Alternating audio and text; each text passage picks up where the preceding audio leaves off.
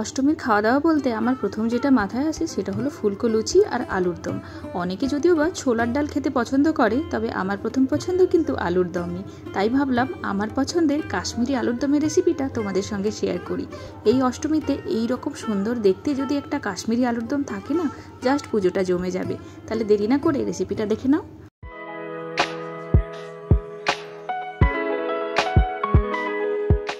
কাশ্মীরি আলুর দমের মূল মজা কিন্তু এই ছোটো আলু দিয়েই হয়, মানে বেবি পোটাটো দিয়ে। যদি বেবি পোটাটো না থাকে তাহলে বড় আলু দিয়েও করতে পারো, কোনো অসুবিধা নেই।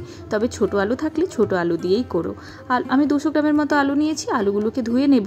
এই আলুর একটাই সমস্যা, সেগুলো ছাড়াতে একটু সময় লাগে, তো এটাই ধৈর্য ধরে করে নিও। ব্যাস, তারপর আলুগুলোকে কাঁটা চামচ দিয়ে এইভাবে একটুখানি ফুটো ফুটো করে দেবো। যদি বড় আলু নাও তাহলে 4 টুকরো করে নিও, আর সেক্ষেত্রেও কিন্তু আলুগুলোকে এরকম কাঁটা চামচ দিয়ে করে নিও। সমস্ত আলুগুলোকে এইভাবে কাঁটা চামচ দিয়ে একটুখানি ফুটো করে নিলাম, যাতে করে সমস্ত রকম তেল মশলা ভালো করে ভেতর অবধি চলে যায়। তো এরপর নুন হলুদ দিয়ে আলুগুলোকে ভালো করে মেখে নেব, নিয়ে ওই মিনিট 10 মতো রাখবো। তো যতক্ষণ এটাকে রেখে দিচ্ছি ততক্ষণে চলো আর কি মশলা লাগবে দেখে নিই। তো কিছুটা কাজু বাদাম আর কিশমিশকে আমি ভিজিয়ে রেখেছিলাম, এটার একটা স্মুথ পেস্ট আমি বানিয়ে নেব। আর কাশ্মীরি আলুর দমে যেটা লাগে সেটা হচ্ছে মৌরি আর আদা। অনেকে পাউডার ব্যবহার করে, তবে আমি এই দুটোর পেস্ট বানিয়ে নিলাম।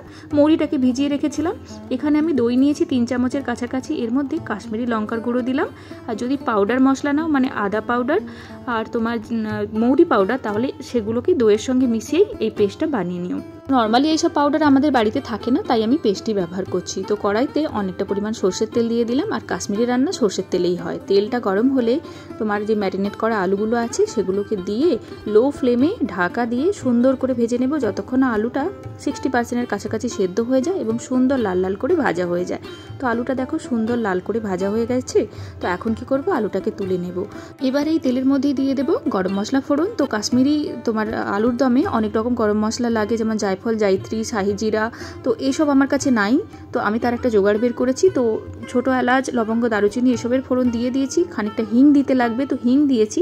আর আমি খানিকটা চিকেন মশলা নিয়েছি, এটা কিন্তু ভেজ, গ্রিন সাইন আছে দেখে নিয়েছো। তো এটা দিয়ে দেবে। যদি এটা না ইচ্ছে হয় দিতে, তাহলে কিন্তু তোমরা এমনি গরম মশলা দিয়ে করতে পারো। স্বাদের হয়তো একটু তারতম্য হবে, বেশি হবে না।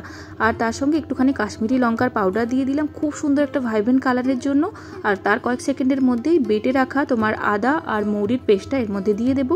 দিয়ে এটাকে সুন্দর করে কাঁচা গন্ধ চলে যাওয়া অবধি ভাজবো। যখন কাঁচা গন্ধ চলে যাবে, গ্যাসের ফ্লেমটা একেবারেই লো করে দইয়ের মিশ্রণটা দিয়ে দেবো। দইয়ের মিশ্রণটা দিয়ে কিন্তু নাড়াচাড়া করতে হবে। আর দইয়ের মিশ্রণটা দেওয়ার সময় তোমরা একেবারেই গ্যাসের ফ্লেমটা লো করে দিও। তো এখন দইয়ের মিশ্রণটা কয়েক সেকেন্ড, মানে কয়েক মিনিট নাড়াচাড়া করে তারপরে আমি কি করব, কাজু কিশমিশের পেস্টটা দিয়ে দেবো। কিশমিশটা দিলে একটা ন্যাচারাল সুইটনেস আসবে, ভীষণ সুন্দর লাগবে। আর কাশ্মীরি আলুর দম একটুখানি মিষ্টি মিষ্টি খেতে ভালো লাগে। তো সব কিছুকে দিয়ে ভালো করে নাড়াচাড়া করে নেব। তার আগে দিয়ে দেবো ঝালের জন্য শুকনো লঙ্কা পাউডার, তোমরা কাঁচা লঙ্কাও বেটে দিতে পারো। আর দিয়ে দেবো পরিমাণ মতো নুন। সব কিছুকে ভালো করে মিশিয়ে দেবো। এর মধ্যে আর কোনো মশলাই যাবে না। এর মেন মশলা হচ্ছে তোমার এই মৌরি আর আদা। এরপর ঢাকা চাপা দিয়ে মশলাটাকে ভালো করে কষিয়ে নিব। তবে মাঝে কিন্তু নাড়াচাড়া অবশ্যই করো, যেহেতু কাজু বাদাম দিয়েছি, নিচের থেকে লেগে যাওয়ার কিন্তু একেবারেই সম্ভাবনা আছে। তো এখন দেখো মশলাটা কত সুন্দর কষানো হয়ে গেছে, আর ওপর থেকে কি ভাইব্রেন্ট কালার এসছে। এখন ভেজে রাখা আলুগুলির মধ্যে দিয়ে দেবো, ভালো করে মশলার সঙ্গে মিশিয়ে নেব। নিয়ে আবার ঢাকা দিয়ে মিনিট 3 মতো কষিয়ে নেব। দেখে তোমাদের হয়তো মনে হতে পারে যে রান্নাটাতে অনেকটা তেল আছে, কিন্তু তেল এতটা না। আর তাছাড়া পুজোর রান্না একটু যদি রিচ করে না রান্না করি, কারোরই ভালো লাগবে না, তাই না? তো ব্যাস ভালো করে কষিয়ে নিলাম 2 মিনিটের মতো। আর তারপর দিয়ে দেবো 1 কাপের মতো জল। তো জলটা খুব বেশি দিতে লাগবে না, কারণ আলুগুলো অলরেডি সেদ্ধ আছে। তো সামান্যই জল দিচ্ছি। আর জলটা হচ্ছে তোমার হালকা একটুখানি গরম আছে। তো জলটা দিয়ে ঢাকা দিয়ে গ্যাসের ফ্লেম বাড়িয়ে এটাকে তোমার ফুটতে দেবো। ব্যাস, যখন একদম ফুটে সুন্দর একটা মানে গ্রেভি হয়ে যাবে এবং আলুগুলো খুব সুন্দরভাবে সেদ্ধ হয়ে যাবে, ওই মিনিট 5-7 মতো লেগেছে, এর বেশি কিন্তু লাগবে না। রান্নাটা খুবই কম সময়ে লাগে। আর আলুগুলো দেখো একদম স্মুথ হয়ে সেদ্ধ হয়ে গেছে। ব্যাস, রান্না তো আমাদের রেডি। এবার ওপর থেকে কিন্তু চিনি দিতে ভুলো না। চিনি না দিলে এই রান্নাটা একেবারেই বৃথা যাবে। আর যেহেতু আমি কিশমিশের পেস্ট দিয়েছি, তো তাই একটুখানি চিনি কম দিচ্ছি, প্রয়োজন বুঝেই দিও। তো যাই হোক, নুনও চেক করে নিও। আর ওপর থেকে গরম মশলা টশলা কিছুই দিতে লাগবে না। আমি একটুখানি ধনেপাতা দিলাম, যদি পছন্দ করো তাহলে ধনেপাতা দিও, না দিলেও কিন্তু হবে। ব্যাস, পুজো স্পেশাল কাশ্মীরি আলুর দম তো রেডি। আর কালারটা জাস্ট দেখো, দেখলেই মনে হয় না একদম খেতে বসে পড়ি। আর সঙ্গে যদি গরম গরম লুচি থাকে তাহলে আর এই অষ্টমীতে কী চাই বলো। এটা তো আমার ফেভারিট রেসিপি, এটাই আমি তোমাদের সঙ্গে শেয়ার করলাম। এই কাশ্মীরি আলুর দম আমি যে কিছুর সঙ্গেই খেতে পারি। আশা করি তোমাদেরও নিশ্চয়ই রঙটা দেখে খেতে ইচ্ছে করছে। তাহলে আর কি, গরম গরম লুচি ভেজে একদম অষ্টমীর দিন বসে পড়ো, পুজোটা কিন্তু জমে যাবে।